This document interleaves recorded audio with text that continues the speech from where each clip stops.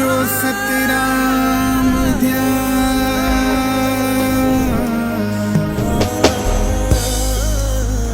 सदा सुख पाओ। सचो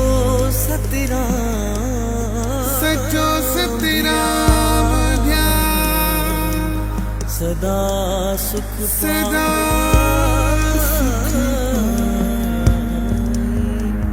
अग जीवेंदे रंग जीवेंदे अग जीवेंदे रंग जीवेंदे अग जीवेंदे रंग जीवेंदे अग जीवेंदे रंग जीवेंदे सच्चे सतराम जी देवरियते तै जो सिरड़ो जे तू धरी दे अग जीवेंदे रंग जीवेंदे अग जीवेंदे रंग जीवेंदे।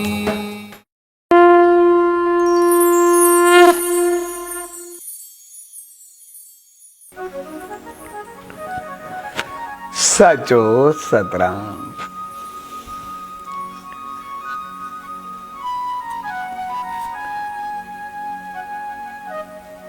डॉक्टर पवन पंहिंजे साथियुनि सां मिली करे जेको ही सच्चे साईं जो जीवन दर्शन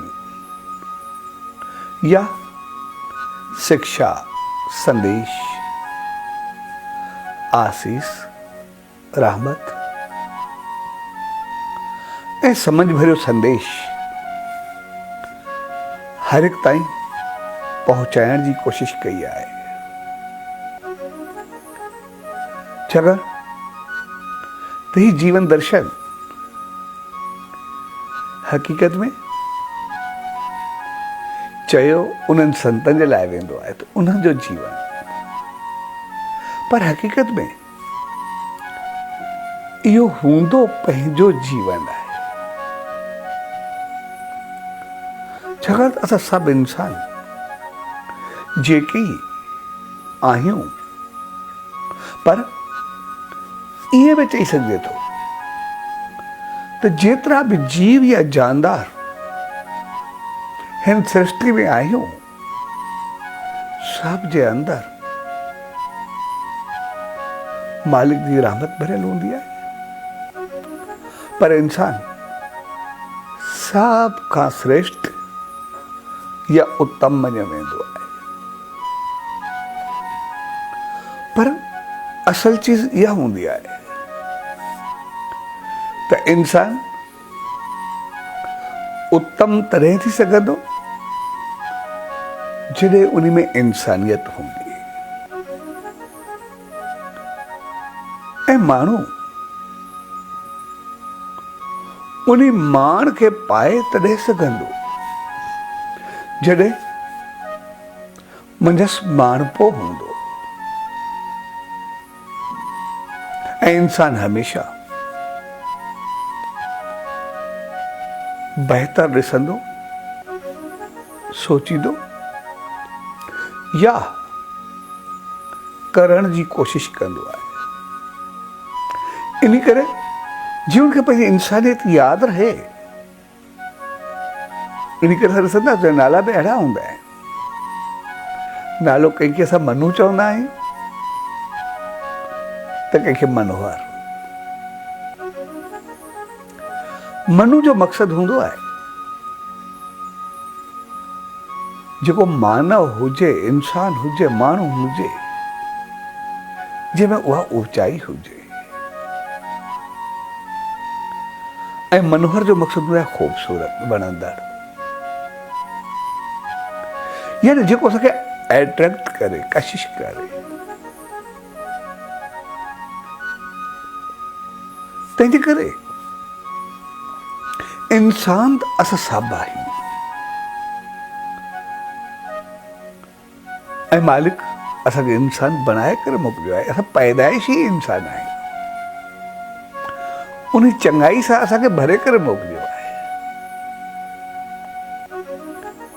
पर कुछ कर्मन, कुछ संगत, कुछ माहौल, कुछ चाहत, कुछ स्वार्थ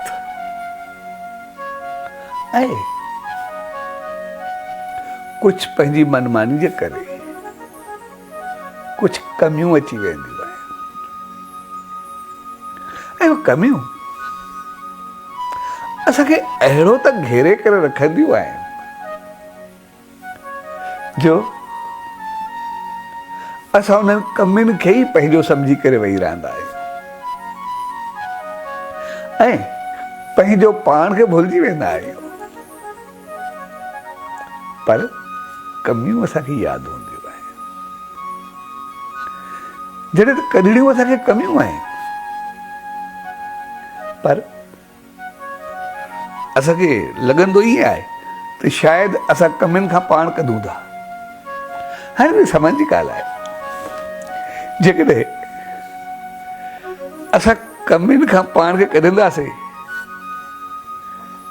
त पोइ असांखे यादि रखणु खपे कमियूं रहिजी वेंदियूं, असां न हूंदासीं।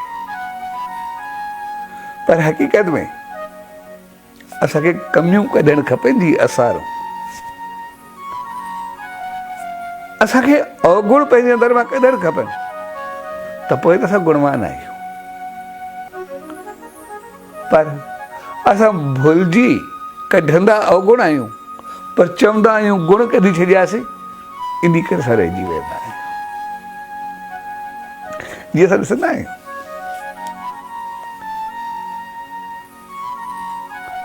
हिकिड़ी राइस मिल हूंदी आहे, चवंदा आहियूं चांवरनि जी छड़ाई थिए थी, ऐं केतिरा दफ़ा मुंहिंजो राइस मिल ते वञणु थींदो आहे। या केतिरा दफ़ा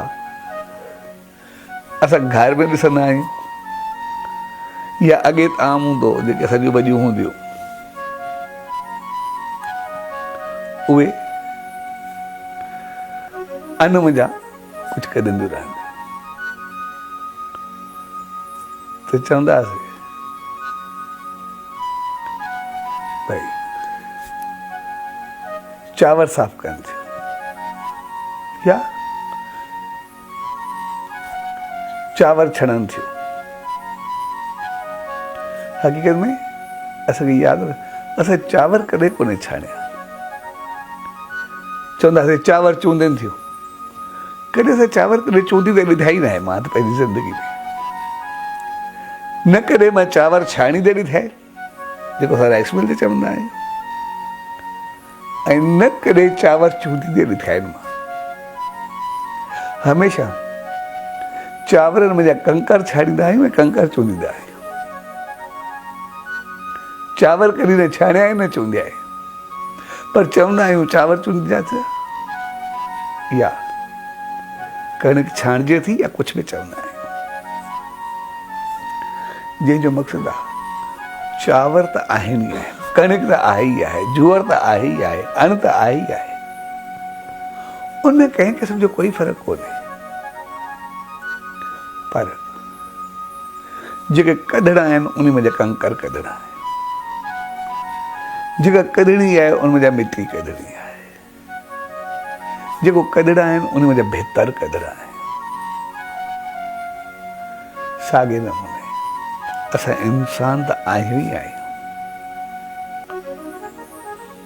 असांखे पाण खे कोन्हे कढणो, जेके असां में कमियूं निसिरियो उहे कढूं त असां बिल्कुलु हिकिड़ा चमकंदड़ ऐं जगमगाईंदड़ दीप आहियूं। तंहिंजे करे इहे संत, इहे महात्मा, इहे दरवेश हक़ीक़त में असां मुंहिंजा कमियूं कढी छॾींदा आहिनि, बाक़ी त असां सभु सही आहियूं। जीअं शहंशाह सतगुरु साईं सतरामदास साहिब जो मिसाल आहे। हिकिड़ो परिवार उनजी दामन में आयो ऐं अॼुकल्ह अर्ज़ु कयो साईं असांजो नौजवान आहिनि, हर क़िस्म जूं कमियूं आहिनि, ख़ामियूं आहिनि, दुर्गुण आहिनि, अवगुण आहिनि। तंहिंजे करे तव्हां आसीस कयो। इन जे करे असांजे घर जी इज़त शान मान सभु दाव ते लॻल आहे। तॾहिं सचे साईं चयो त पुटु छा ॻाल्हि आहे? चए साईं मूंखे सभु चवंदा आहिनि पर हाणे मूंखे आदत पइजी वई आहे जेका मूंखे छॾिजे कोन थी। वरी वरी मूंखे उहे छिके वठंदियूं आहिनि। सभु पंहिंजो पाण थी वेंदो आहे। मां छा कयां? तंहिंजे करे हाणे मां उन खां बची बि कोन थो सघां। ऐं मुंहिंजो मन सॼो मलीन थी चुको आहे। तॾहिं सचे साईं चयुसि ठीकु आहे, कुझु काठियूं कनि खणी वठ, तूं वञणु लॻो। सचे साईं चयुसि जेके हिते पिया आहिनि उहे ई खणी वठ। जेके लकड़ियूं काठियूं कान जेके उहे पिया थिया उन गॾु करे रखिया। सचे साईं चयो कि तीली ॾे ऐं हुननि खे बाहि ॾिनी। जॾहिं बाहि वधण लॻी साईं चयुसि इनखे विसाए। तूं वीचारो वञणु लॻो पाणी भरण जे लाइ। साईं चयुसि साम्हूं बसि एतिरो ई खण। तो नाली वहे पई हुन नाली में। चए हा कहिड़ो फ़र्क़ु पवंदो आहे। नाली मां ई सचे साईं चयुसि पाणी खण। हुन पाणी खणी करे बाहि जे मथां विधो ऐं बाहि विसामी वई। तॾहिं सचे साईं चयो त पाणी इंसान जो जीवन आहे, ज़िंदगी आहे। वो साफ शफ़ाफ शीतल निर्मल सभिनी ख़ूबियुनि सां भरियल हूंदो आहे जेको इंसान खे ज़िंदगी ॾींदो आहे। पर हर जीव खे ज़िंदगी ॾींदो आहे। जेकॾहिं पाणी आहे त जीवन आहे, पाणी न हुजे त ज़िंदगी न हूंदी। पर जॾहिं उन गंद किचिरो सभु कुझु मिली वञे, तव्हांजो नाली जो पाणी बणिजी वञे, पोइ बि उनमें एतिरी शक्ति हूंदी आहे जे हू ॿरंदड़ बाहि खे विसाए सघिजे। साॻे नमूने असांजो मन केतिरो बि मलीन हुजे, केतिरा बि अवगुण हुजनि, केतिरा बि दुर्गुण हुजनि, पोइ बि मालिक असांखे एतिरो रहमत सां भरियो आहे, एतिरी इंसानियत सां भरियो आहे कि असां थोरो पंहिंजो पाण खे सही रस्ते ते आणूं त वरी असां वञा सभु बाहि ख़तमु थी वेंदी, सॼी जलन ख़तमु थी वेंदी ऐं असां वरी चमकी उथंदासीं। साॻे नमूने सचे साईं असांखे सम्झायो त जीवन में सभु कुझु आहे, ज़िंदगी सभु कुझु आहे। सिर्फ़ु असां जेके पंहिंजूं ख़ामियूं पैदा कयूं आहिनि, अवगुण या दुर्गुण थोरो सम्झी पंहिंजा वेही रहिया आहियूं, सिर्फ़ु उन्हनि खे थोरो ॿाहिरि कढण जी ज़रूरत आहे। ऐं जो कारण सिर्फ़ु इहो हूंदो आहे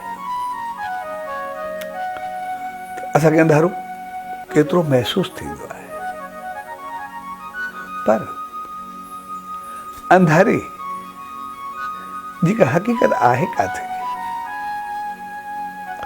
अंधारो सिर्फ़ु ओसि ताईं आहे जेसि ताईं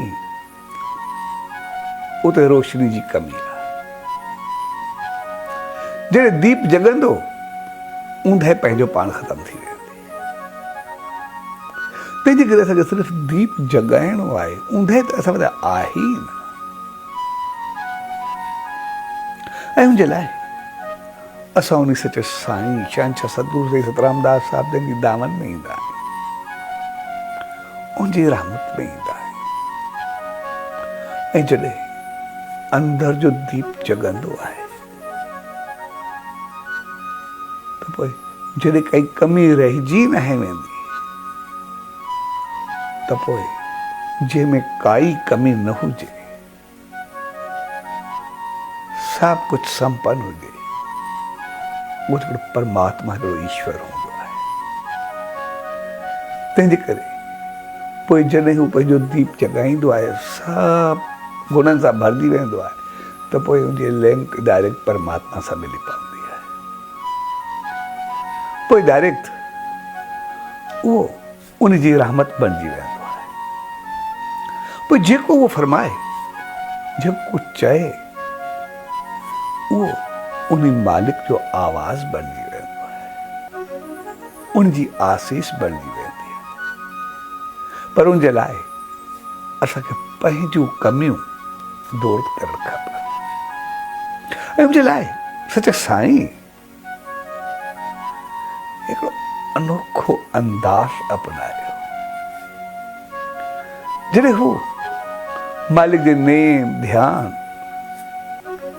या सिमरन में वेंदा त पोइ उनजो हिकु हिकु अंग अलॻि अलॻि थी वेंदो। बाहूं अलॻि, सिर अलॻि, धाड़ अंदरि, जंघूं अलॻि, यानी हिकु हिकु उज़वो, हिकु हिकु अंग, हिकु हिकु बॉडी पार्ट अलॻि थी पवंदो। ऐं पुछण ते साईं चवंदा जॾहिं मालिक जे नेम में ध्यान में वियो त पोइ सिर्फ़ु उन जा थी वञो। तव्हांजे वार वार अंग अंग हर जॻह ते सिर्फ़ु परमात्मा जो वास हुजे, ॿियो कुझु हुजे ई न। ऐं जॾहिं अहिड़ो पंहिंजो पाण सां उन मालिक सां मिलाए सघिबो आहे त पोइ उनजो रूप बणिजी वेंदो आहे। इन करे शहंशाह सतगुरु साईं सत रामदास साहिब जन जेको मुंहं सां चवंदा उहो त उन वक़्तु थी पवंदो। ऐं पूरी प्रकृति इन करे उनजी आज्ञा में रहंदी। इन करे हुनजो करण जो ऐं ॾियण जो अंदाज़ ई अलॻि हो। हू कॾहिं कंहिं घुरण वारे जी घुर्ज खे ॾिसी करे न ॾींदा, पर पंहिंजो पाण खे ॾिसी करे ॾींदा। घुर्ज वारे खे ॾिसण ऐं पाण खे ॾिसण में इहो फ़र्क़ु हूंदो आहे। त हिकिड़ो राजा सभा में वेठो, हिकिड़ो फ़क़ीर आयो, चए राजा मूं घर घर में कुझु घुरियो पए, मूंखे 2 रोटियूं मिलियूं पर सब्ज़ी न मिली, इन करे मूंखे थोड़ो गुड़ जो रोड़ो ॾे त मां 2 रोटियूं खायां। तॾहिं राजा वज़ीर खे चयो चइनि खे 2 बोरियूं गुड़ जूं ॾे। त वज़ीर चयो साईं 2 रोटियूं ॾी, थोड़ो टुकुर गुड़ जो खपंदो अथसि। तॾहिं राजा चयो 4 बोरियूं ॾे। जो साईं तव्हां सम्झो नथा, उनखे सिर्फ़ु थोरो गुड़ जो टुकुर खपंदो आहे। तॾहिं राजा चयो कि 8 बोरियूं ॾे। वज़ीर चवण वरी चवंदो ॿियो 16 चवंदो तंहिंखां 8 ॾेई जाइनि छॾाया। जॾहिं 8 बोरियूं ॾिनियूं ऐं सभा पूरी थी, जॾहिं अंदरि आया त वज़ीर चयो साईं ईअं त पोइ राजा ई हलंदी, हुन वीचारे टुकुर घुरियो तव्हां हुनखे बोरियूं ॾेई छॾियो। तॾहिं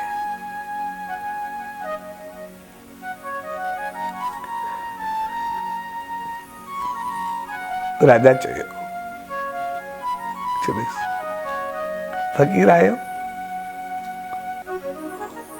उन जेका ज़रूरत हुई पाण खे ॾिसी करे चयो त मूंखे गुड़ जो टुकुर खपे, पर जेकॾहिं मां बि राजा थी करे ओतिरो ॼाण पोइ उन मूं में फ़र्क़ु कहिड़ो रहियो।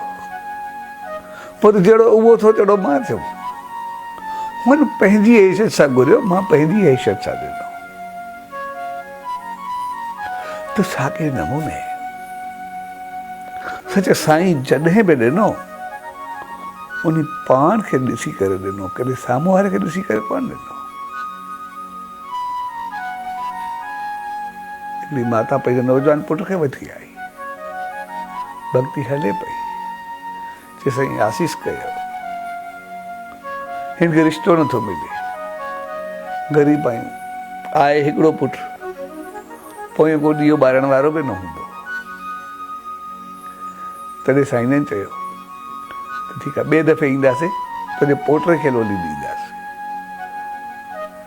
हाणे हू रिश्ते जे लाइ आई, न शादी थी, हुनखे रिश्तो बि न पियो मिले, पर साईं जन पंहिंजी आशीर्वाद तुंहिंजे पोटे खे ॾींदासीं। यानी रिश्तो बि थींदो, शादी बि थींदी, तुंहिंजे घर में ॿार बि थींदो जॾहिं कुछ वक़्त खां बाद साईं जन आया त हू पोटरो खणी करे आई, चइसे बसि तव्हां आसीस कई जीअं वयमि, मूंखे रिश्तो बि मिलियो, शादी बि थी ऐं ॿार बि खणी करे आई आहे। तंहिंजे करे हुनजे मुख मां ॼण जेको कुझु निकिरंदो हो उहो कुझु थींदो। ऐं जॾहिं साईं जन जो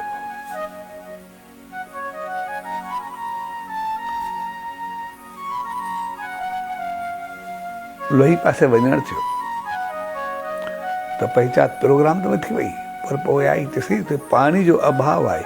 अॻे शायदि पाणी किथे खूह हूंदो या वरी आमतौर पाणी जेको बि हूंदो, जॾहिं दरिया में चाहड़ ईंदी त पोइ जॾहिं दरिया उथलबो हो, लेकिन उन वक़्तु उथलण सां उहो पाणी जॾहिं दूर दूर ताईं हलियो वेंदो त पोइ जेके उहे खॾा हूंदियूं ठहियल हूंदियूं उहे भरिजी वेंदियूं, पोइ सॼो साल माण्हू पाणी उतां ई इस्तेमालु कंदा।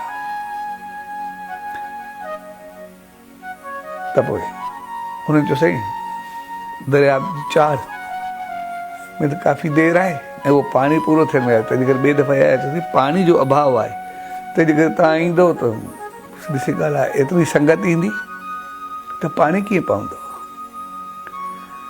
त अॻे टेलीफोन या मोबाइल इहे त हुआ कोन, पोइ उहे चिठियूं लिखिबियूं, सभिनी शहरनि में मोकिलबियूं त साईं जन जो प्रोग्राम आहे सो सभु पहुचंदा। त साईं जन जो चिठियूं लिखियूं अथव, चवंदा साईं इन करे लिखियूं न आहे। साईं जन जो ठीकु आहे, हिकिड़ी चिठी दरिया शाह जे नाले में लिखी छॾो ऐं दरिया शाह खे चओ त प्रोग्राम आहे त तव्हां बि दर्शन ॾियो, संगत सां गॾु संगत ईंदी तव्हां बि अचो। ऐं जंहिं ॾींहुं साईं जन जो प्रोग्राम हो, ठीकु उन ॾींहुं खां हिकु ॾींहुं अॻु दरिया पलटियो खाधो ऐं पाणी उन तरफ़ वहणु लॻो, तव्हांजो जेके उन एरिया जा खॾ खामा हुआ सभु भरिजी विया, सॼी धरती सैराब थी वई ऐं हर तरफ़ पाणी पाणी अची वियो। तंहिंजे करे पाणी हुजे, बाहि हुजे, इंसान हुजे, कोई जीव हुजे, उहो सचे साईं जी आज्ञा में हूंदा। छाकाणि त हुनजो पंहिंजो दीप जॻियल हो, पंहिंजो पाण खे उन मालिक सां मिलायो, उन्हनि पंहिंजो नाम ध्यान सिमरन तपस्या सां उन ईश्वर सां उन परमात्मा सां पंहिंजो पाण खे मिलाए छॾियो। ऐं आमतौर असां इंसान जेके ई आहियूं उहे सिर्फ़ु पंहिंजूं खामियूं कढण में नाकाम रहंदा आहिनि, उन्हनि खे कढण जी कोशिशि न कंदा आहियूं। असां सभु चाहींदा त आहियूं त असां ओढ़ा थियूं, असांजी चाहत बि हूंदी आहे त असां उहो कुझु पायूं,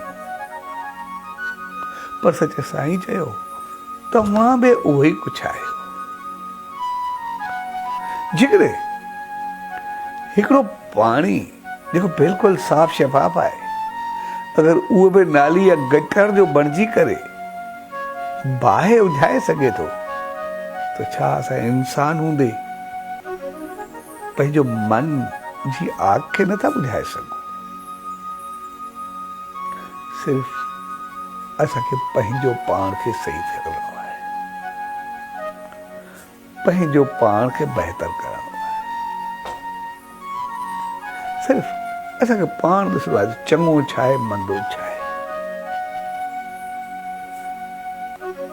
ऐं जॾहिं पोइ शहंशाह सतगुरु साईं रामदास साहिब चवंदा त पुण्य ऐं पाप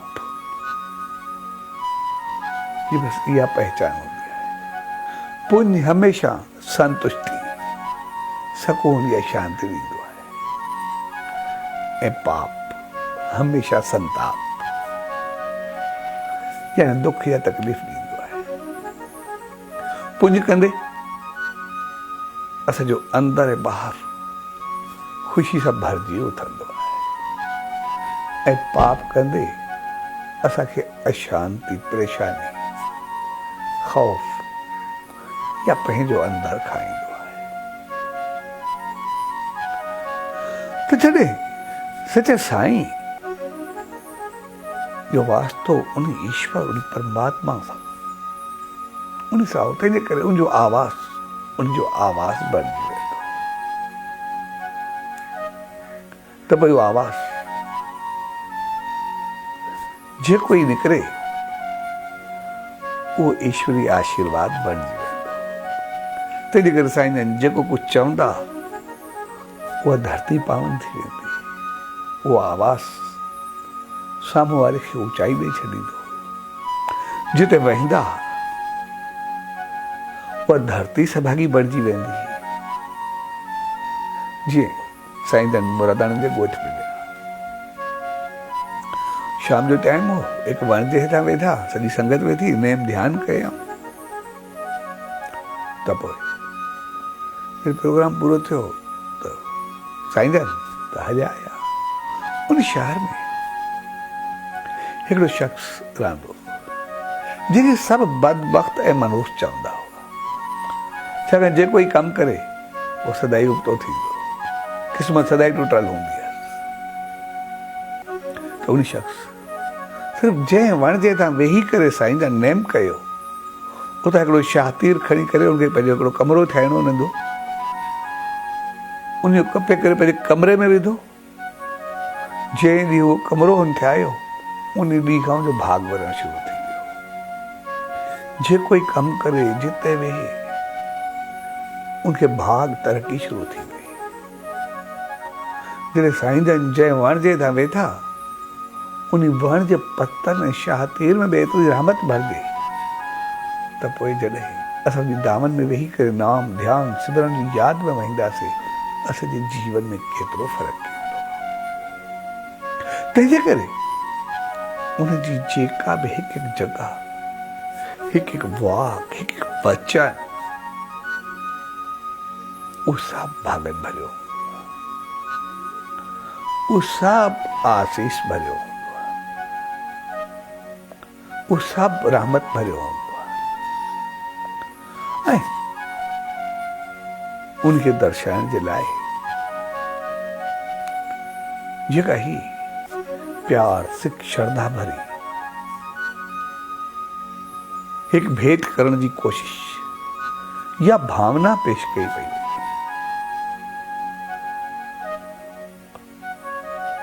उनजे लाइ डॉक्टर पामन, संदसि परिवार, उन साथियुनि जेके उन सां में साथ ॾेई रहिया आहिनि, सभिनी खे पूज्य डेवरी साहब, संत सतराम धाम राडकी साहब जे तरफ़ां आशीर्वाद ऐं जीअं उहा रहमत पाण सभु पाए सघूं, उनजे लाइ पाण देव साहब ते आयासीं। ऐं देव साहब जो दर्शन, उनजी रहमत, उहा त पाण ई सॼी रहमत सां भरियल आहे। उते पहुचण खां बाद सिर्फ़ असांजी भावना, श्रद्धा, विश्वास उहा हुजे, बाक़ी सभु कुझु पंहिंजो पाण थींदो। असांजी भावना न बि हुजे, पोइ बि उहो त ॾेई छॾींदो आहे। बेशक असांजी भावना न हुजे, जीअं असांजे साईं जो मिसाल आहे, साईं जन प्रोग्राम विया त पोइ सॼी संगत उते आयल हूंदी, त उते जेके चोर हुआ उन जो साईं जन ईंदा, सॼो शहर ख़ाली हूंदो, आसे पासे वारा शहर में ख़ाली हूंदा, असां भक्ति ते हूंदा, प्रोग्राम ते हूंदा, असांखे कुझु मिलंदो त हुन चयो ठीकु आहे, पाण खे भक्ति ते न हलणो, पाण में सलाह कयूं, बाक़ी वञनि पोयों पाण कंहिंखे हथ हणंदासीं। त हुन चोरनि में हिकिड़े चयो जंहिं महिल पाण बि हली करे ॾिसी ईंदासीं उते कहिड़ा कहिड़ा आया आहिनि जेके उते हूंदा उनजे घर में हलंदासीं, छाकाणि त घर ख़ाली हूंदा। हिकिड़े चयुसि जेको चोरनि जो वॾो, चवंदो सचे साईं जे तरफ़ न आहे हलिणो, छाकाणि त उते जेको वेंदो आहे उनजो दर्शन थींदो आहे, उनजो सॼी मन साफ़ थी वेंदो आहे, तंहिंजे करे वरी चोरी न रहंदी जेकॾहिं उते हलंदासीं।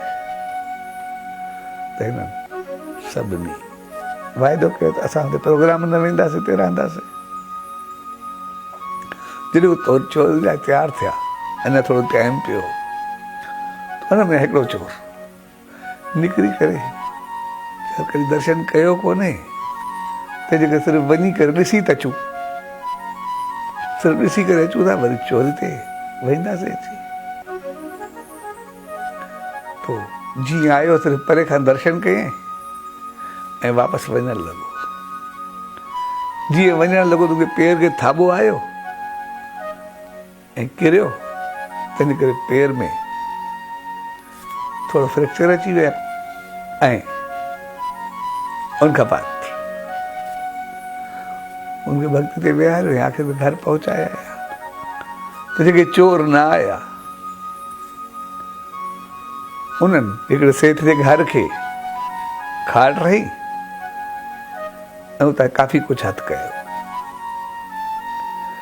जॾहिं सुबुह जो सेठ घर विया, हुन ॾिठो त घर में सॼी चोरी थियल आहे, त हुन हिकदमि पेर खणण वारा घुराया, पुलिस खे चयो, त हुननि जेका ई जांच कई, कुझु बि थियो त चोरनि ताईं पहुतो आहे, सभिनी खे खणी करे चङे नमूने मार बि मिली, सामान बि सॼो वापसि थियो। ऐं हुननि चोरनि ॿुधायो त असां आहियूं, असां सां गॾु हिकिड़ो ॿियो चोर बि आहे, उनजो नालो खयो। जंहिं खे सॼो वियो त उनजी जंग भॻ हली, थोरी मोचाई हली। त जेको सेठ जो पुटु चयो इहो चोर कीअं, इहो त सचे साईं जी भक्ति वियो, इनखे मां पाण खणी करे मूड़े ते विहारियो, इहो त चोर आहे ई न। ऐं उनखे इज़त सां घर पहुचाए आया ऐं बाक़ी सभु जेल में विया। त जे चोर सिर्फ़ दर्शन करण जे करे पाण खे भाग्यशाली सम्झो, उन एतिरी हिकदमि चेंज आई। जो जेकॾहिं सिर्फ़ु दर्शन करण सां ई त मूंखे एतिरी इज़त ऐं मान मिले, जिते मां हमेशह बदनाम रहियो आहियां, सदाईं जेल में हुजां, त पोइ जॾहिं उन सचे साईं जी दामन में वञूं मूंखे छा मिलंदो। ऐं हुन पंहिंजी शेवा, पंहिंजो जीवन अची करे सचे साईं जी दामन में ॾिनो ऐं अॻिते हली करे हिकिड़ो बहितरीन ऐं कामयाबु इंसानु थियो। तंहिंजे करे देव साहब ते असां जॾहिं बि ईंदा आहियूं, सिर्फ़ु उनजे दर्शन करण सां ई असांजो जीवन बदिलजी वेंदो आहे, असांजी ज़िंदगी बणिजी वेंदी आहे। छाकाणि उते मालिक जी रहमत पाण विराजमान हूंदी आहे। इन जॻह खे उन सचे साईं जो पंहिंजो आशीर्वाद मिलियल आहे। जॾहिं सचे साईं उतां गुज़रिया त उते ख़ूबसूरत गुल हुआ, त साईं जन मुस्कुराया त कंहिं चयो जे गुल ख़ूबसूरत आहिनि, माहौल ख़ूबसूरत आहे, हरियो भरियो आहे, तंहिंजे करे हिते जेको बि ईंदो अॻिते हली करे उहो सदाई मुस्कुराईंदो ऐं हरियो भरियो ऐं जीवन मुंहिंजो सदाई बहकंदो रहंदो ऐं मालिक जी रहमत खे पाईंदो रहंदो। ऐं पोइ जॾहिं साईं जन जी उते देव साहब स्थापन थी रही हुई, उन गंगा जल की जरूरत हुई, तो गंगा जल उसे पास में मौजूद न हो, तब वो भगत साहब साईं कंवरराम चयो जिते सचे साईं जो वास हूंदो आहे, उनजी रहमत हूंदी आहे, गंगा त पंहिंजो पाण प्रगट थींदी आहे। ऐं जीअं ई जॻह खे साफ़ कयूं त हिकदमि खीर जी लहर गंगा जी लहर लाड़ उहा उतां वही निकिती ऐं सभिनी मूंखे नमस्कार कयो। सचे साईं जा फूल स्थापन थिया ऐं उहा पौतरता आई, उहा सुगंध, उहा रहमत, उहा आसीस, उन सचे साईं जी कृपा उहा उते सदाई वास कंदी रहंदी आहे।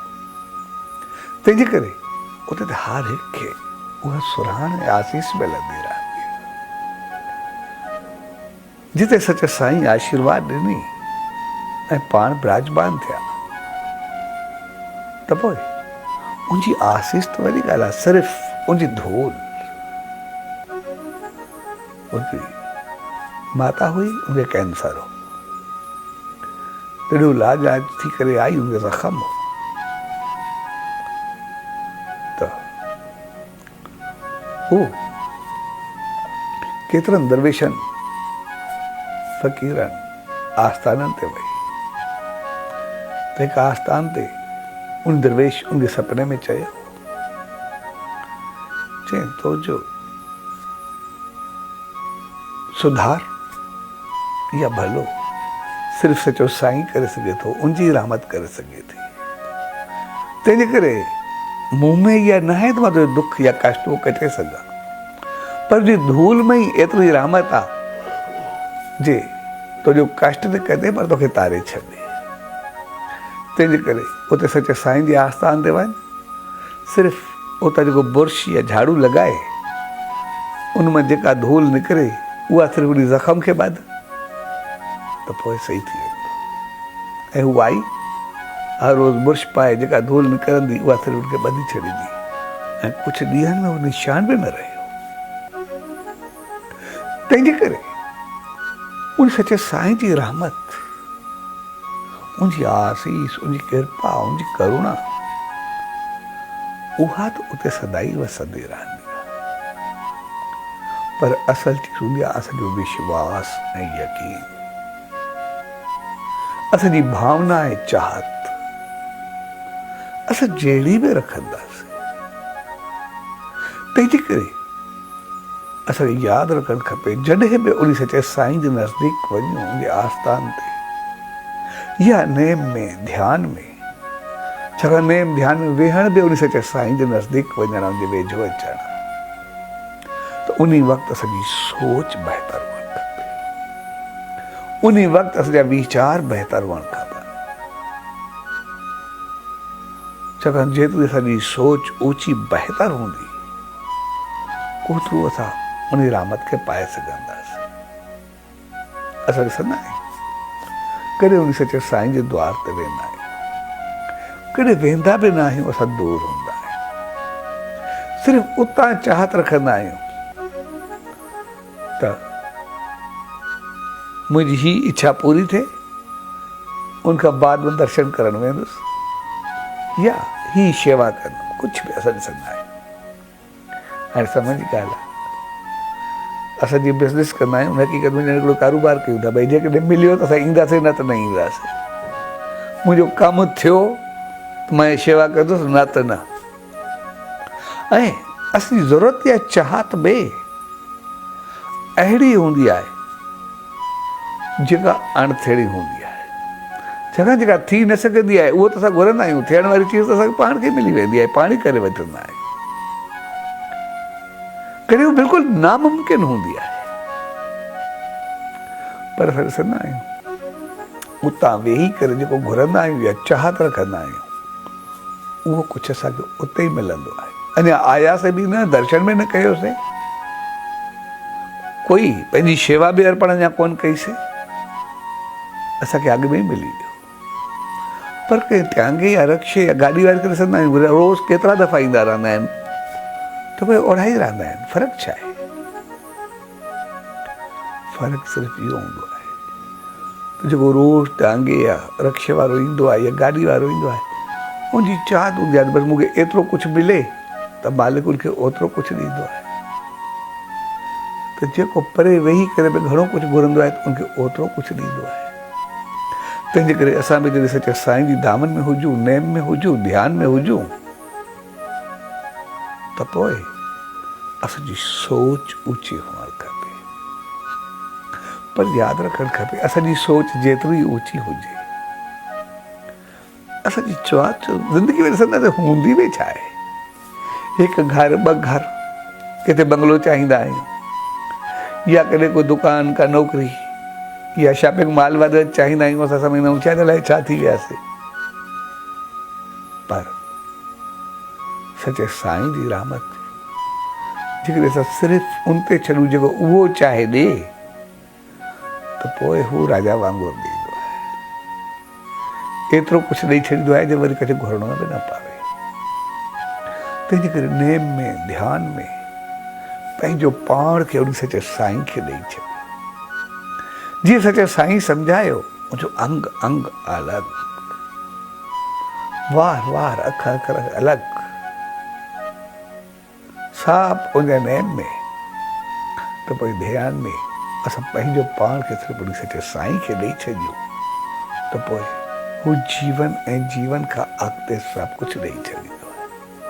तंहिंजे करे असां जॾहिं ॾेव साहिब जे दर्शन ते ईंदा आहियूं या कंदा आहियूं या वेंदा आहियूं, त हक़ीक़त में असांजा कष्ट ऐं कर्म कटे करे असांखे नोभ नोभ बढ़ाए छॾींदो आहे।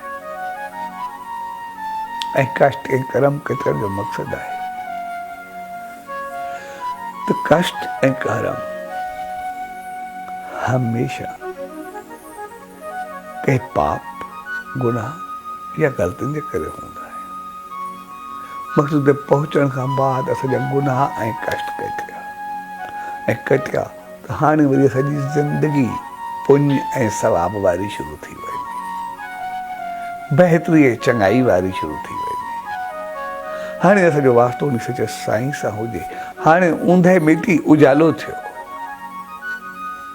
छाकाणि ऊंदहि एसि ताईं हुई जेसि ताईं उजालो न हो। उजालो आयो, ऊंदहि पंहिंजो पाण ख़तमु थी वई। ऊंदहि जो त अस्तित्व कोई हक़ीक़त हुई बि न, सिर्फ़ु उजाले जो अभाव हो, कमी ही। उजालो आयो, ऊंदहि पंहिंजो पाण ख़तमु थी वई। असांखे चांवर या कणिक न सुहिणी आहे, उहा न छाणी आहे, पर असांखे कंकार छाणणु आहे। असांखे बहितर कढणु आहे, यानी पंहिंजूं कमियूं, पंहिंजा अवगुण, पंहिंजा दुर्गुण दूर करणु आहे। ऐं उहे अची करे असां उन सचे साईं जी दामन में वहींदा, उते अची करे पाईंदा। ऐं जीअं ई उतां थोरो अॻिते हलंदासीं, ॾेढ सां गॾु ते वेहण जी जॻह आहे। जगह तो उहा उत्तम जगह है जिते साईं जन पंहिंजो आख़िरी लाफानी संदेश ॾिनो। जॾहिं साईं जन संसार छॾे रहिया हुआ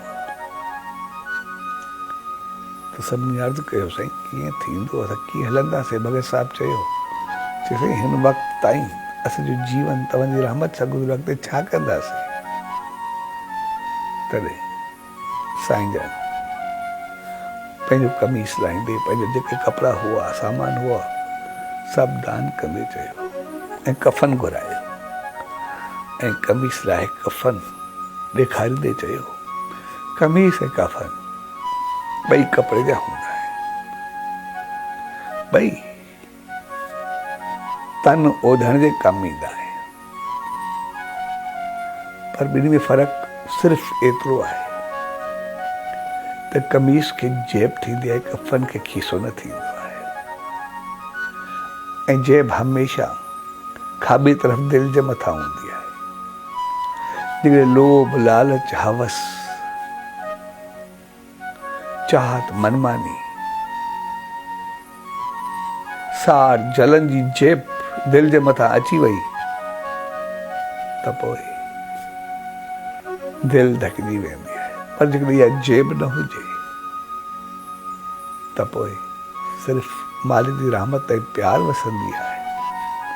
तॾहिं सचे साईं चयो, जेकॾहिं इहा लालच, लोभ, साड़, हवस, जलन जी जेब उहा लाहे छॾियो त पोइ मां सदाई तव्हांजी दिलि में रहंदुसि। ऐं उहो सचो साईं त सदाई असां वटि आहे ई आहे। सिर्फ़ु असांखे थोरा कंकर भीतर दूर करणा आहिनि, पंहिंजो पाण खे साफ़ करणो आहे। ऐं उतां थींदे वरी जिते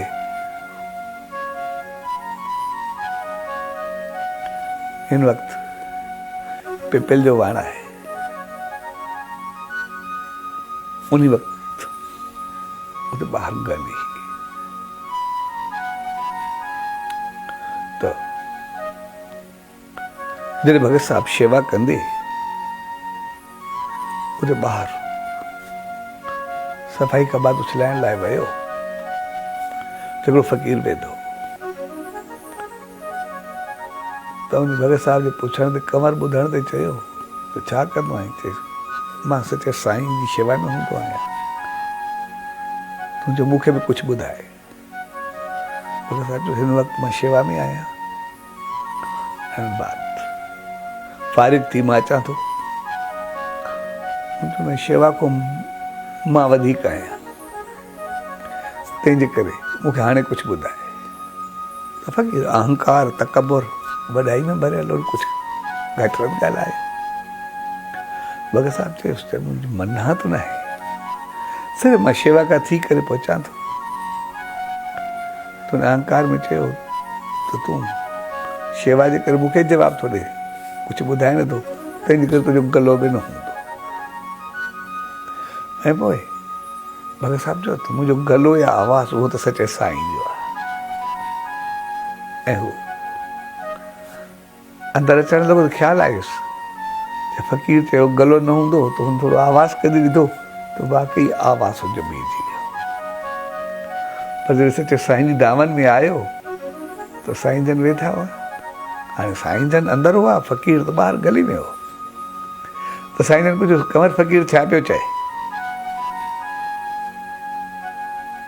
त मुंहिंजो सचे गलो न हूंदो। त साईं जन हथ फेरदे गले ते चयो शेवा वारनि जो गलो कॾहिं रुकबो ई न आहे, तुंहिंजो गलो कॾहिं रुकबो बि न, ऐं शेवा में रुकावट वारा रुकिजी वेंदा आहिनि।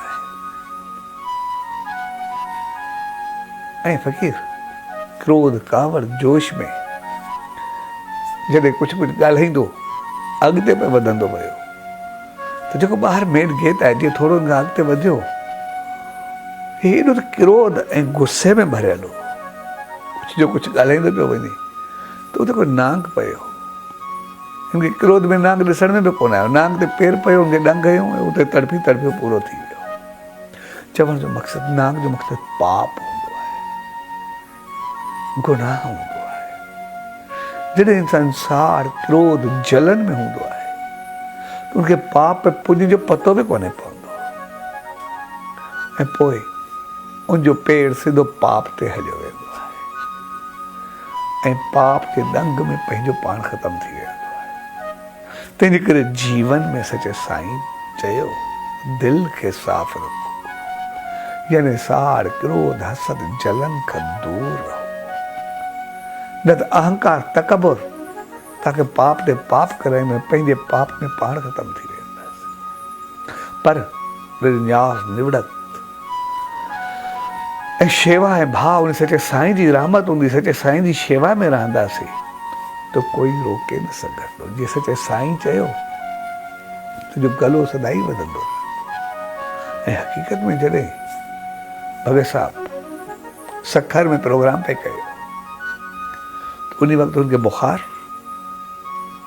ज़ुकाम, डबल नमूनिया, एतिरी त तबीयत उनजी ख़राब हुई जो उथण में न पियो पहुचे। डॉक्टर ने मना की सही ॿाहिरि बि न निकितो, तबीयत भगत साहब जी ॾाढी ख़राब हुई। त भगत साहब पंहिंजा माण्हू मोकिलिया जेसिते भक्ति शुरू कयो। पर जॾहिं अमृत वेले तो भक्ति जी महल थी, भगत साहब उथियो त सभिनी चयो साईं तव्हांजी तबीयत एॾी ख़राब आहे तव्हां उथी न सघंदा। भगत साहब चयो प्रोग्राम बि उन सचे साईं जे दर जो ॾिनल ऐं मां बि उनजो गलो बि उनजो, इन करे आवाज़ बेशक मुंहिंजो नथो हले पर गलो त उन्ही जो आहे न, उहो उन जो कमु आहे, सचे साईं जो उहो ॼाणे। ऐं जॾहिं भगत साहब पंडियाल में पहुतो ऐं सच साईं खे यादि कंदे उन पहिरियों सलोक ऐं आलाप ॾिनो त पोइ गलो त खुलियो पर दुख बीमारी जेका बि उहा त वेंदी रही ऐं भगत साहब मुसलसल तक़रीबन 8 कलाक ॻाईंदो रहियो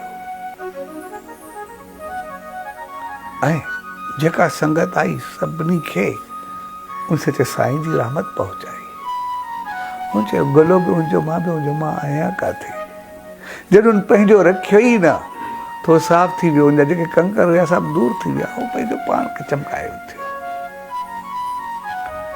तंहिंजे करे असां जॾहिं हुन सचे साईं जी दामन में ईंदा आहियूं त पोइ असांखे इहो यादि रखणु खपे कॾहिं बि शेवा में किथे बि रुकावट न बणिजो, छाकाणि त किथे बि शेवा में रुकावट या आंज बणिजणु उहा ज़िंदगी खे आंजो या रोके छॾींदी आहे।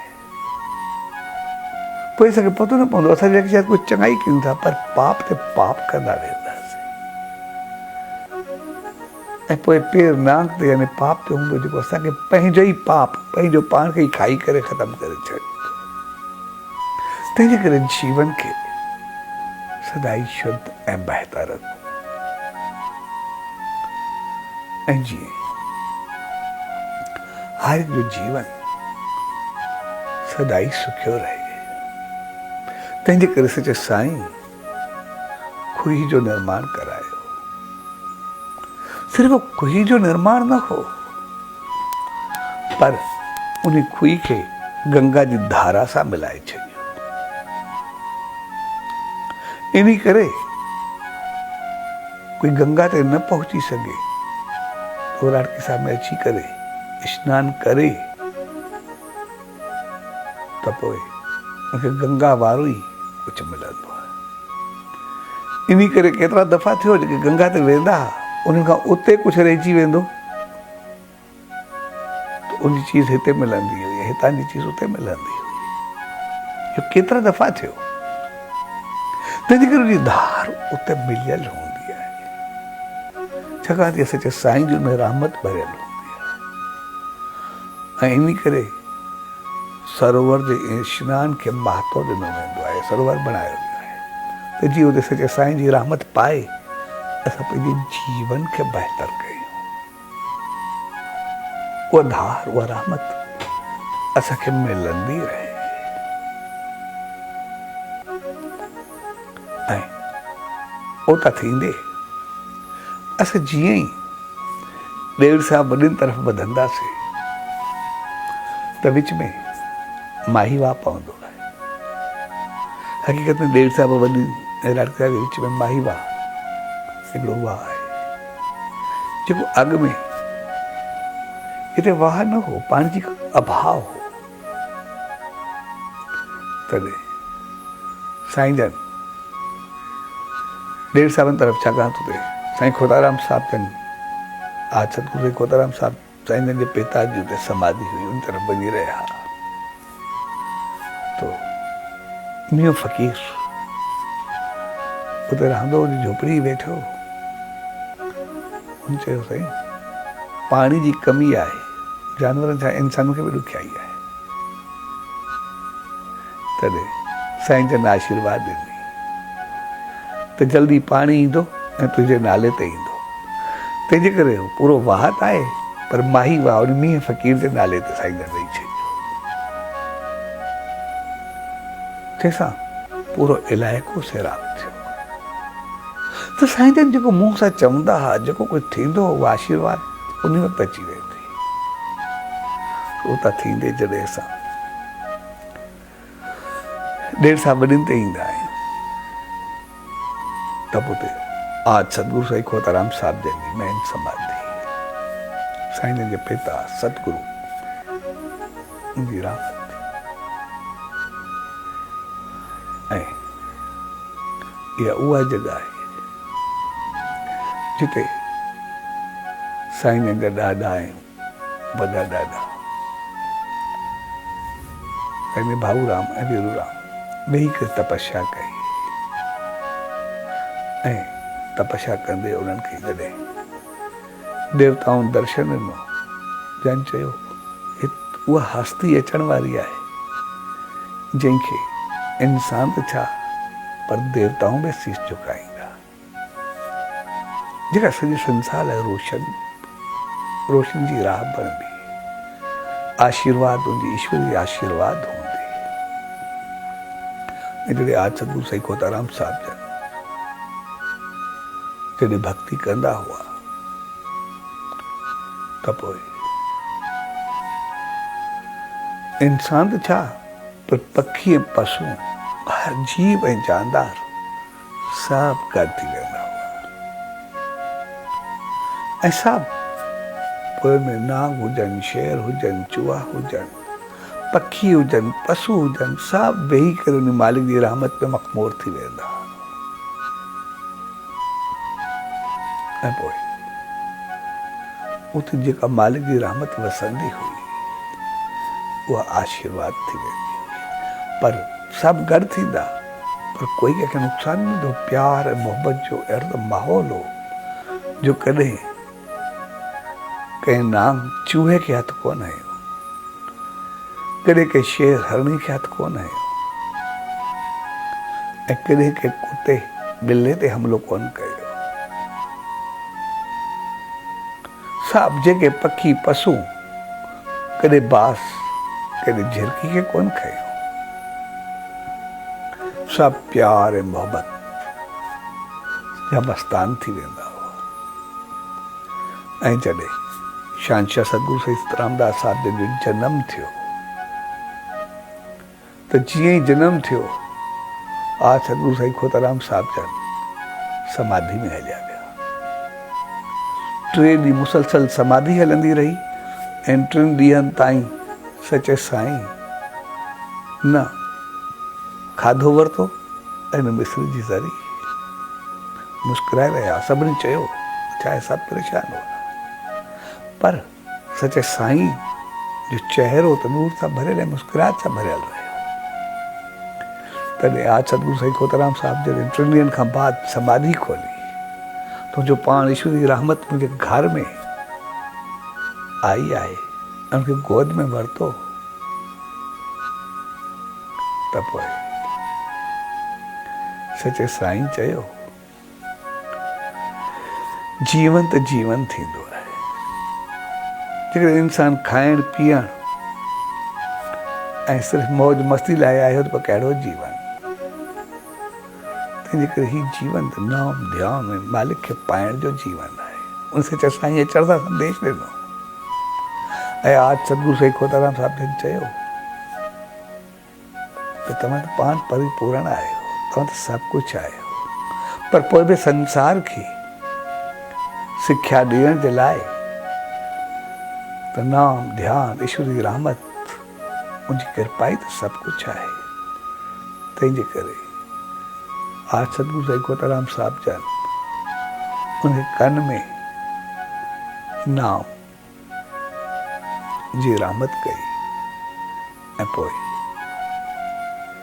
सचे साईं खाधो बि वरितो, थोरी मिसरी ज़री बि वरिती, जंहिंजो मक़सदु आहे असांजो जीवन जेकॾहिं सिर्फ़ु खाइण पीअण रहण घुमण फिरण ऐं मौज मस्ती ताईं रहियो त पोइ कंहिं ॿिए जीव ऐं असां में कोई फ़र्क़ु न रहंदो, उहो त साॻी ॻाल्हि आहे। पर असां इंसान आहियूं, असां में इंसानियत जी ऊचाई हुअणु खपे।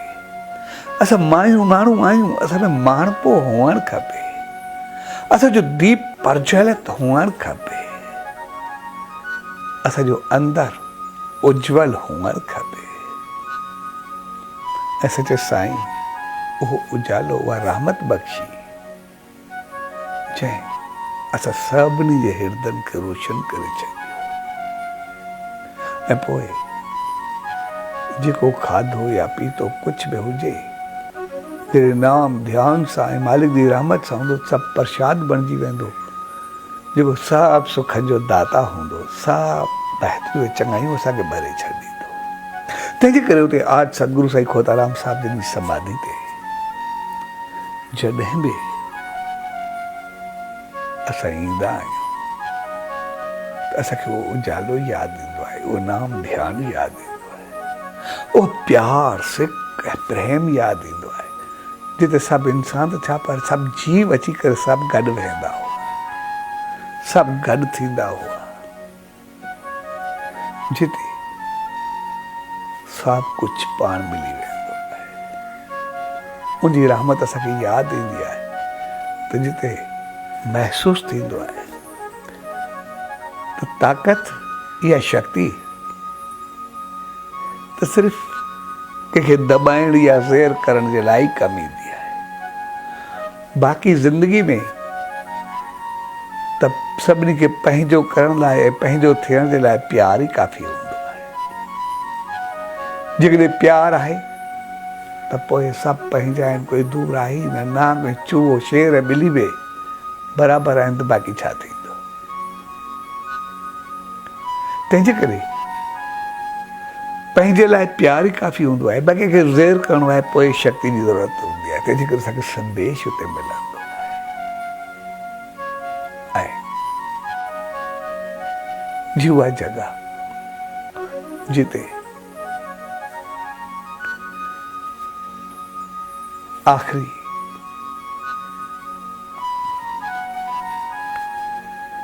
क्रियाऊं कयूं वयूं, उहा जॻह बणियल आहे जिते सच्चे साईं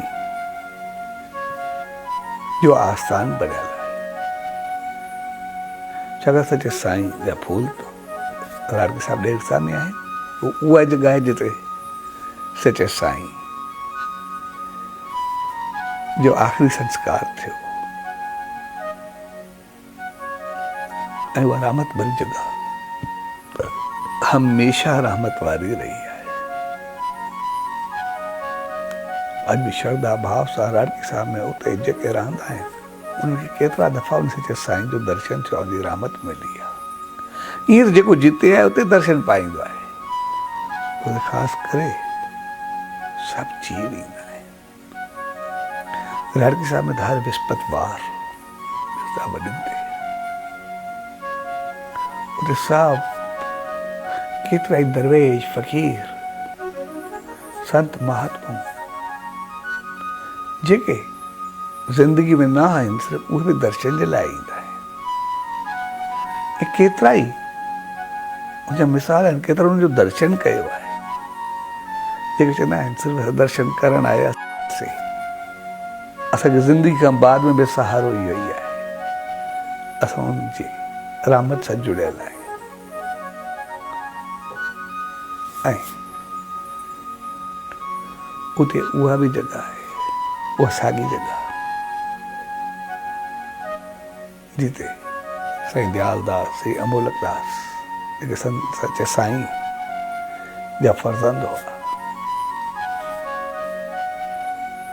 उन्हनि जो बि आख़िरी क्रियाक्रम उते कयो वियो। जन पंहिंजो जीवन ॾिनो,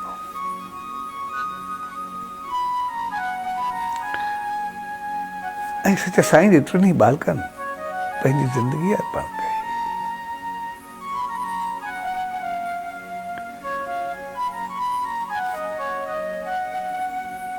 ऐं सच्चे साईं जो लाफ़ानी संदेश हमेशह ज़िंदा रखियो, हमेशह बहितर कयो।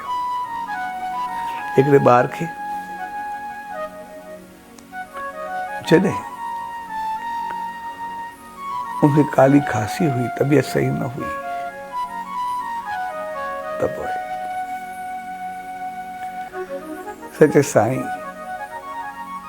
जो किथे ॿाहिरि वञणु थियो, हिकिड़ी माता अची करे सच्चे साईं की धर्मपत्नी माता सुखचंद खे चयो, ॿार जी तबीयत सही न आहे, सो मुंहिंजी माउ हिकिड़ो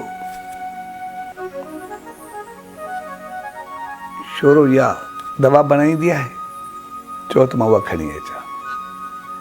ऐं हुन वञी करे वञी माउ खे चयो त साईं जन जे बालिक जी तबीयत सही न आहे। त कुदरतन उहा जेका दवा हुई उनमें पतो न हो कोई सिहड़ या खरगोश जो सूप बणिबो। हू जॾहिं खणी आई त साईं जन जेसिताईं घर पहुता, ॿाहिरि त वेठा हुआ, त तो जीअं परे खां खणी आई त साईं जन परे खां ई हथ मथे कयो ऐं उन हांडी मंझां ज़िंदा ख़रगोश निकिरी आयो, सेहड़ निकिरी आयो। तो हिकदमि हिली वई। सचे साईं चयो जे मुंहिंजो ॿारु आहे तीअं उनजो बि ॿारु हूंदो, उहो बि कंहिंजो ॿारु हूंदो, उनजी माउ बि तड़पंदी हूंदी।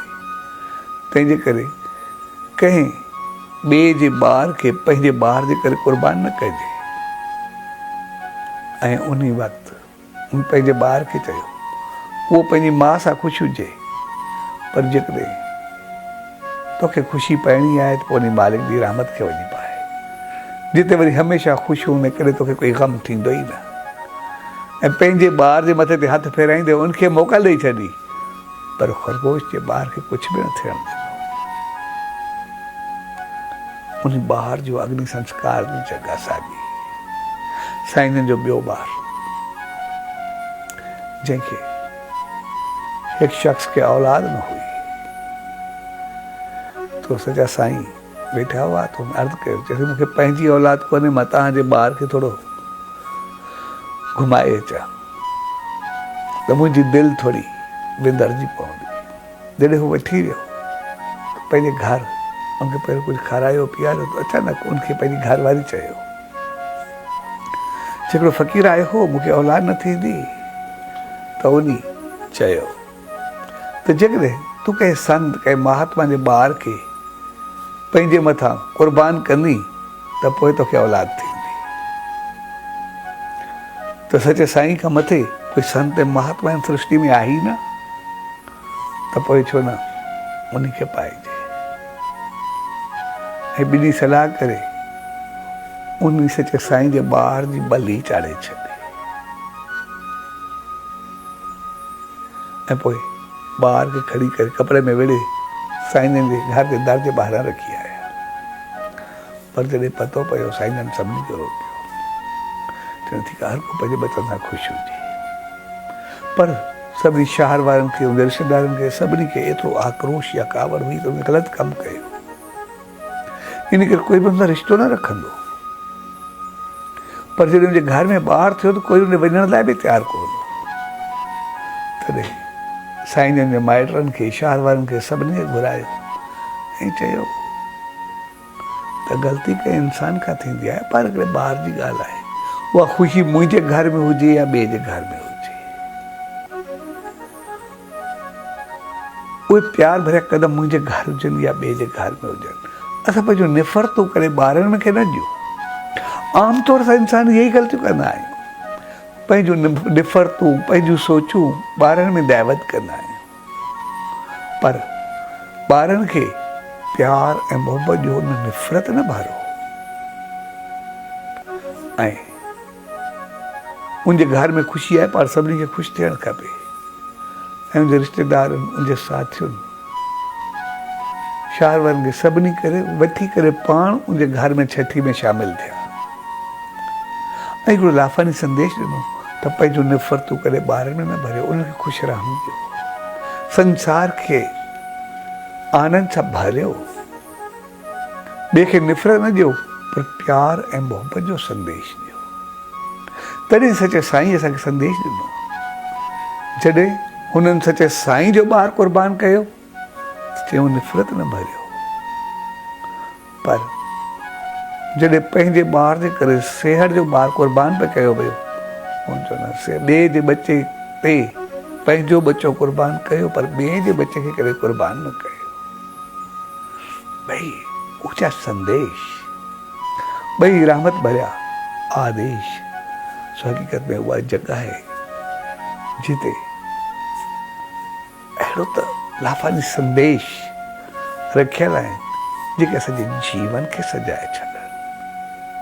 सो हक़ीक़त में उते ॿियो जेको बि कुझु उन ते घणो कुझु आहे, हिकु हिकु चीज़ ते केतिरो वक़्तु ॻाल्हाईंदासीं रहंदा, पर असल ॻाल्हि आहे असां उन रहमत खे पायूं, उन आशीर्वाद खे पायूं, उन आसीस खे पायूं, ऐं जीअं असांजो जीवन सदाई जगमगाईंदो रहे। ऐं असांखे यादि रखणु खपे त असां उन सचे साईं जी दामन में सिर्फ़ु उजालो पाइण आया आहियूं। सिर्फ़ु पंहिंजो दीप जॻाइण आया आहियूं। असांखे लॻंदो आहे असांजे जीवन में अंधारो आहे, ऊंदहि सिर्फ़ु इन करे आहे छाकाणि त उजाले जो अभाव आहे, उन जी कमी आहे।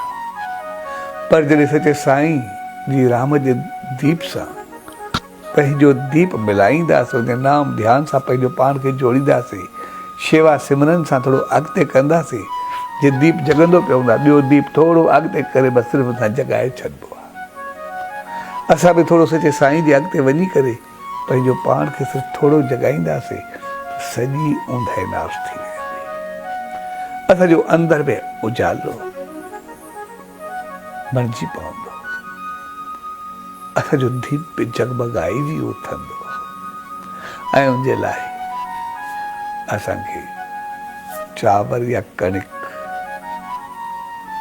उहा कोन्हे चूंडणी, असांखे सिर्फ़ु कंकर कढी करे उछलाइणा आहिनि। असांखे सिर्फ़ु कंकर छाणणा आहिनि, चांवर छाणणा ई न आहे। असां इंसान त आहियूं ई सही, पंहिंजो पाण खे छा बदिलाईंदासीं? सिर्फ़ु जेके कमियूं आहिनि सिर्फ़ु उनखे थोरो पासीरो करे छॾियो। ऐं उन सचे साईं चयो उहा रहमत तव्हांखे मिलियल आहे। जेकॾहिं हिकिड़ो पाणी जेको साफ़ शफ़ाफ़ हूंदो आहे, उहो जॾहिं गटर जो बणिजी वञे पोइ बि उहे बाहि विसाए सघे थो, छा असां इंसान बणिजी करे पंहिंजी हैवानियत खे मिटाइण कहिड़ी वॾी ॻाल्हि आहे? सिर्फ़ु उनखे दूर ई त करिणो आहे। अॼु बि असां में ओतिरी शक्ति आहे, सिर्फ़ु पंहिंजो पाण खे थोरो उज्जवल कयूं, साफ़ कयूं, सभु कुझु सही थींदो। ऐं उनजे लाइ पंहिंजो दीप, पंहिंजो उन सचे साईं जे दीप सां थोरो अॻिते वधायूं त सभु कुझु बणिजी पवंदो। सो जे प्यार भरी घड़ियुनि में पाण सभु गॾु थिया आहियूं, या जेको उन सचे साईं जो जीवन दर्शन, जेको हक़ीक़त में असांजो पंहिंजो जीवन दर्शन आहे, पंहिंजे जीवन खे बढ़ाइण जे लाइ आहे। उनजे लाइ जेको उन सचे साईं जे दर्शन लाइ आया आहियूं, दर्शन जो मक़सदु आहे उन दीप सां पंहिंजे दीप खे जॻाइण आया आहियूं, उन रोशनी सां पंहिंजो पाण खे रोशन करण आया आहियूं, उनजी रहमत सां पंहिंजो पाण खे थोरो बहितर करण आया आहियूं। उनजे नाम ध्यान शेवा सिमरन सां जुड़ी करे असां पंहिंजो पाण थोरो अॻिते वधायूं ऐं उन सचे साईं सां सदाई रोशन रहो। सो उन सचे साईं दर इहा ई अरदास त शल सभ जो अचणु ऐं इन संदेश खे पाइण जी रहमत बख़्शे, जीअं असां सदाई उनखे अॻिते वधी सघूं। ऐं इन जीवन दर्शन जे लाइ या जेको ही कुझु सॼो संदेश तव्हां ताईं पहुचाइण जे लाइ जेको डॉक्टर पामान संदसि साथियुनि सभिनी मिली करे कोशिशूं ऐं पंहिंजूं शेवाऊं अर्पण करे रहिया आहिनि, सो उनजे लाइ इहा ई आशीर्वाद त सदाई सुखिया सताबा रहनि। ऐं जेको तव्हां सभिनी लाइ इहो संदेश पहुचाइण जी कोशिशि रहिया आहिनि त जेको जेको इन सचे साईं जी रहमत खे पाए शायदि सदाई वधंदो वसंदो ख़ुशि ऐं ख़ुशहाल रहे। सचो सतराम, सचो सतराम, सचो सतराम। सची साजे सदी दे सचे सतराम जी दे विरियते पैजो सिरड़ो दे तू धरी दे अग जीवे दे रंग जीवे दे अग जीवे दे रंग जीवे दे। कोहरी शेवा करे कंवर राम बणियो आहे, भक्ति जी शक्ति साईं हू भक्तन जो भगवान बणियो आहे। प्रेमी प्यारा अच तूं बि पंहिंजे सतगुरु दर शीस निमाव ऐं कर शेवा, पोइ ॾिस हू ॾेवरी वारो यार तोखे कीअं रंगे लाल करे माला माल थो करे, माला माल थो करे।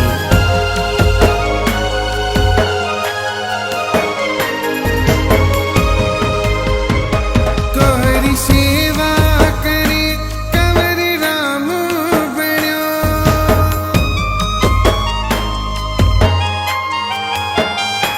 कोहरी सेवा करे कंवर राम बणियो, कोहरी सेवा करे कंवर राम बणियो। पंहिंजे सतगुर जे वचन ते पूरो विसाह जे तूं रखंदे